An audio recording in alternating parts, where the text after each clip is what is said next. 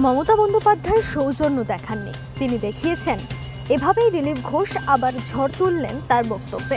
কদিন আগে দীঘায় জগন্নাথ মন্দিরে গিয়ে যে দিলীপ ঘোষ তৃণমূলের নেতাদের প্রিয় এবং বিজেপি নেতাদের অপ্রিয় হয়ে উঠেছিলেন, সেই দিলীপ ঘোষই আবার কার্যত সৌজন্যের সংজ্ঞা দিতে গিয়ে ধুইয়ে দিলেন তৃণমূল সুপ্রিমোকে। তার সাফ কথা, তিনি সৌজন্য দেখিয়েছেন, মমতা বন্দ্যোপাধ্যায় সৌজন্য দেখাননি।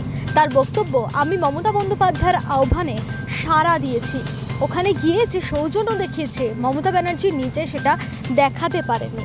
উনি যদি রাম মন্দির উদ্বোধনের সময় ওখানে গিয়ে সৌজন্য দেখাতেন, তাহলে তাকে এখানে মন্দির করতে হলো কেন? আজ তৃণমূলকে কি রামনবমীর মিছিল করতে হয়? কেন সেদিন উনি যাননি?